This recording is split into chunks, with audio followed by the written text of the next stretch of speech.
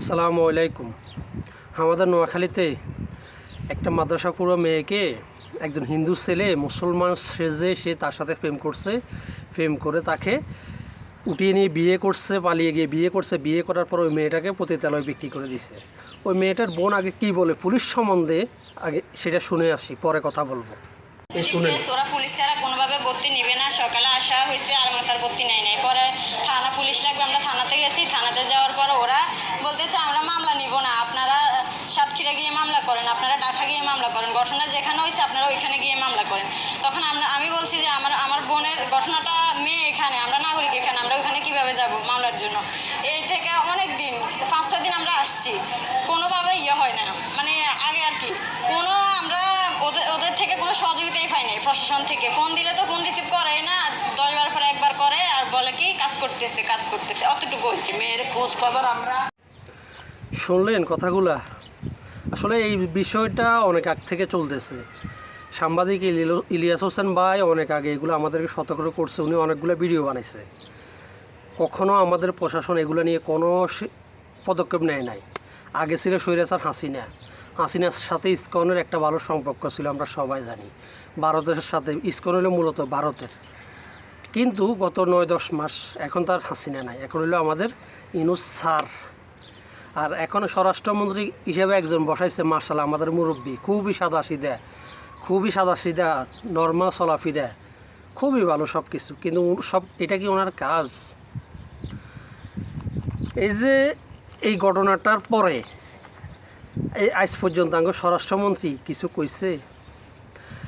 এই যে এদের একটা প্ল্যান, এই যে হিন্দুদের একটা ইসকনের এটা একটা সংগঠন করছে। তারা মূলত টার্গেট হলো মুসলমান মেয়েদেরকে তারা এইভাবে প্রেমের প্রলোভন, মানে মিথ্যা পরিচয় গোপন করবে, মুসলমান সেজে তাদের সাথে প্রেম করবে, তাদেরকে দর্শন করবে এবং তাদের প্রেগনেট করবে। তাদের টার্গেট হলো এইটা। এদের একটা গ্রুপ আছে, এটা ইসকন তাদেরকে অর্থায়ন করে। এখন আমাদের প্রশাসন কী করে? আচ্ছা আসেন, ওই ভিডিওতে ওই মেয়ের বোন বলছে না যে তারা পুলিশের কাছে গেছে, পুলিশ বলছে যেখানের ঘটনা আপনারা সেখানে যান, ঢাকায় যান, খুলনায় যান। এখন আমার প্রশ্ন, আমি বাংলাদেশের নাগরিক, আমি যতটুকু বুঝি সহজ সরল বা যতটুকু আমার জানা আছে সচেতন একজন নাগরিক হিসেবে, যে আমি বাংলাদেশের নাগরিক, আমি এই সমস্যা পড়লে পুলিশ আমাকে সহযোগিতা করবে, তার জন্য পুলিশকে রাখা হয়েছে। পুলিশকে ঠান্ডা ওই গুলি এটা হাইডুডু খেলার জন্য দেওয়া হয় নাই, বলছিল না বেনজির আহমেদ? এখন আমি নাগরিক হিসাবে পুলিশের কাছে সাহায্য চাবো, পুলিশ আমাকে সাহায্য করো, পুলিশ হলে আমার চাকর।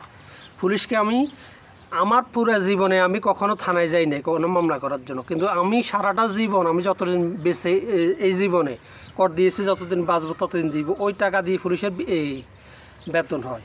তো আমি জীবনে একবার থানায় যাব, পুলিশ আমাকে সহযোগিতা না করলে আমার এই পুলিশের প্রয়োজন কী? এখন আমার জানা মতো এরকম কোনো আইন নেই, যতটুকু শুনছি, যতটুকু বুঝি, যে কোনো নাগরিক যে কোনো থানায় মামলা করতে পারবে। আমি যেই থানায় মামলা করব, আমি যে এলাকায় ওই থানায় মামলা করব, ঘটনা যদি অন্য থানার হয়, এই পুলিশ ওই থানায় ট্রান্সফার করবে, ওই আসামিকে ওই থানার পুলিশ অ্যারেস্ট করবে, ব্যবস্থা নেবে।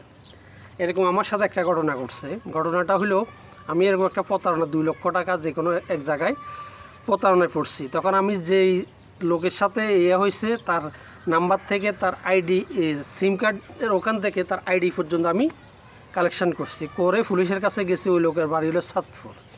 আমাদের থানায় গেছি, থানা পুলিশ বলে আপনারা ওখানে যান, এইখান থেকে মামলা করলে হবে না। এখন আমার প্রশ্ন, আমি যদি মামলা করার জন্য ওই থানায় যেত, তাহলে আমাদের এই থানার পুলিশের কাজ কী? আমার থানা, আমার পুলিশ এই মামলা নেয় নাই। এখন আজকে ওই মেয়েটার বোনও ঠিক একই কথা বলতেছে, তারা থানায় গেছে, পুলিশ মামলা নিতেছে না। তাহলে আমাদের এই পুলিশের কাজটা কি আমাকে একটু বলবেন? তাদেরকে বেতন দিয়ে রাখাটা হয় কেন? আমি যেই কোনো থানায় মামলা করব, পুলিশ ব্যবস্থা নিবে, পুলিশ এইখানে না হলে যেই থানা ওখানে ট্রান্সফার করো, ওখানে পুলিশ দিয়ে ব্যবস্থা নিবে। তাহলে এই স্বরাষ্ট্রমন্ত্রীর কাজ কী? উনি ঘুরে ঘুরে পুলিশের ক্যান্টিন দেখে, উনি ঘুরে ঘুরে এইটা করে ওইটা করে, উনি ঘুরে ঘুরে ওই টোকাইয়ের সাথে কথা বলে ভাইরাল হওয়ার জন্য, মিডিয়ার সামনে আসার জন্য। এটা কি ওনার কাজ? ওই যে কথা কামাল বলে, এই স্বরাষ্ট্র উপদেষ্টা হইল অপদার্থ, একজন বুড়া খাটাস। এই বুড়া খাটাসকে দিয়ে অপদার্থ দিয়ে কিছু হবে না। অতি দ্রুত এই লম্পটদেরকে এই বিরুদ্ধে ব্যবস্থা নিয়ে এবং এই গ্রুপটাকে পুরা গ্রুপটাকে অ্যারেস্ট করার দাবি জানাচ্ছি এবং সবাই সশস্ত্র মহল সবাই দাবি জানান এবং বিশেষ করে নোয়াখালী আর নারীবাদীরা বিশেষ করে এই যে একটা রেপ হলে এই যে বিভিন্ন পোশাক নিয়ে আন্দোলন করে না তারা নাকি নারীবাদী। এখন আজকে তারা কোথায়? এই মেয়েটা যদি মাদ্রাসার ছাত্রী না হয়ে কোনো হিন্দু ছাত্রী হতো বা হিন্দু মেয়ে হতো, আমি এটা বলতেছি না হিন্দু মেয়েকে দর্শন করা যাবে, কখনো না, কাউকে না, সব নাগরিকের অধিকার সমান, তারা রাস্তায় নামতো। এখন আজকে কোথায় নারীবাদীরা? ভবিষ্যতে কোনো ঘটনা নিয়ে নারীবাদীরা যখন রাস্তায় আসবে তাদেরকে গুলি করে মারা উচিত, এই বেয়াদফের বাচ্চাদেরকে গুলি করে মারা উচিত। এরা সুবিধাবাজ জিন্দাবাজ, যেখানে তাদের সুবিধা হবে আন্তর্জাতিক মিডিয়ায় তারা কাভারেজ পাবে, তখন তারা সেখানে গিয়ে চেহারা দেখায়। স্বরাষ্ট্রমন্ত্রী ভালো হয়ে যান, ইনুস স্যার আপনিও ভালো হয়ে যান। 5ই আগস্টের পরে আমাদের দেশে পুলিশের দুর্নীতি কমে গেছে, তাই না? এক বিন্দুও কম নয়, পুলিশের চরিত্র এক বিন্দুও পরিবর্তন হয় নাই, বরঞ্চ তাদের ঘুষ দুর্নীতি আমলাদের আরও বেড়েছে। প্রতি ঘাটে ঘাটে তারা এখন দুর্নীতি করতেছে। আগে তো টুকটাক ব্যবস্থা নিত, এখন সেইটাও নিতেছে না। এই পুলিশের চরিত্র কখনো পরিবর্তন হবেন না, তাদের জন্য ওই মেরে ওই ব্রিজের সাথে ঝুলিয়ে রাখা সেটাই পারফেক্ট।